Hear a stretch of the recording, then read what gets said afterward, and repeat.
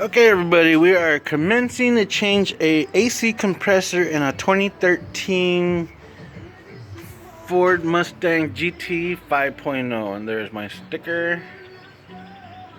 Okay, so I'm looking at this. I looked to see if there was a video on it, and there's not. So I'm gonna try to put together a video of what I did, and hopefully I do it the correct way. And that's just to give somebody an idea of what they're getting into when they start doing their own compressor. So it's not really a tutorial, it's just what I had to do in order to change it myself. So if there's any advice or anything like that, feel free to put it on my comments. And if I'm not doing something right, I will acknowledge it and let you know in my comments. My apologies. And I'm just going to do this the best way I can. Okay, first what I'm going to do is I'm going to remove the air cleaner assembly, because I'm going to have to get all this gone. And there's actually a radiator hose, but it doesn't look like it's too much in the way, so cross my fingers I don't have to release any coolant. So right now we're commenced on getting the air cleaner out. Okay, as you can see, I got the air cleaner out. Didn't take much to get it, just disconnected the master airflow sensor, unscrewed the clamp from the mount of the throttle body.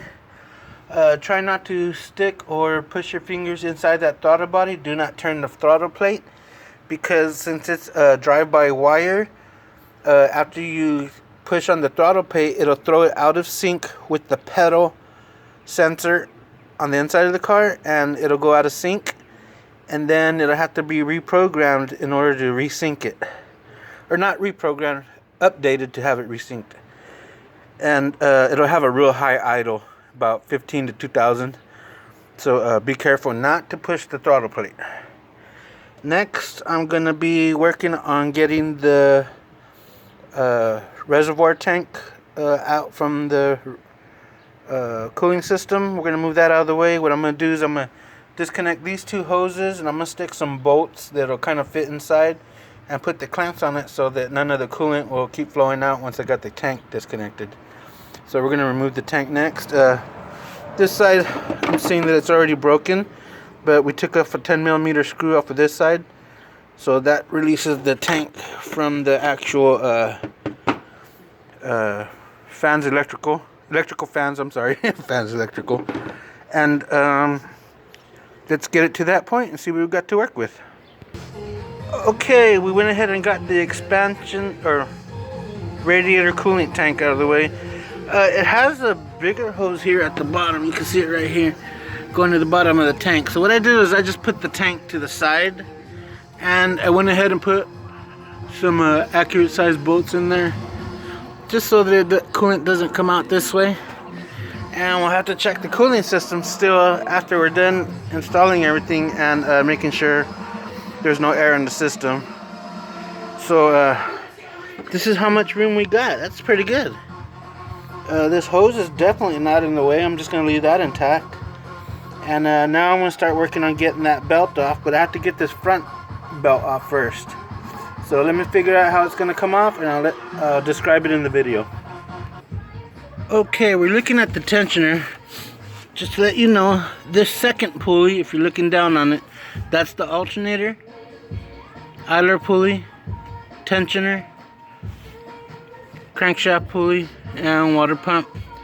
This belt goes on all 5 of these. 2, 4, 5. Yep, 5 pulleys. So what I did was I had stuck a 15mm socket and have the ratchet going in the down position. Push down gently and you'll notice it start to loosening up. Pop it off the alternator first. I tried taking off the idler pulley, and it just wasn't enough belt length to let it flip and go over. So I had to disconnect it from the alternator first to let it come apart. And I took the belt out. So far the first belt is out. Now we will be working on the AC belt. So let me figure out how that comes off, and I'll let you know here in a split second. Okay, I looked up some information on the internet on how to get this belt off that doesn't have a tensioner pulley. It's a one set tension belt. or they call it a stretch belt. I saw that on a video, and what happened is you're supposed to get I think it's a 18 or a 19. I'm not for certain. I'll let you guys know later in my comments what exact size that is. Here, let me get a socket. Okay, I got a socket and I put it on there, and this one is an 18 millimeter. So it says to get the belt, and you're gonna snake it to the back for somehow. It's gonna go in the back of the belt as you're turning it. Try to stick like a, I don't know, a crowbar or something to push on this, because this is really tight. But you're supposed to scoot the belt that way towards the block as you're turning the crank with the 18 millimeter socket, and either a ratchet. You want to do this with the battery disconnected, and use a pretty long handle ratchet. That way you can turn it over, because I imagine the compression on this is pretty high. And as you're turning it, we're going to be scooting this belt towards the block, and there's not that much room. Look at that. That's like half my finger length. Well, maybe it'll just curve down something.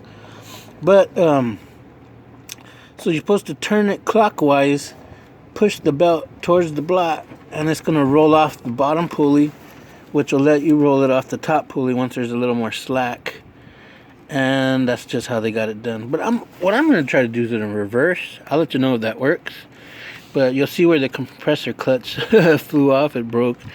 And it destroyed itself in here, because now you can't even stick a bolt in there. But meanwhile, we should get the belt off. So hopefully it'll work like that, and we can get the belt off and start removing the compressor. Alrighty, and remember, please disconnect your battery.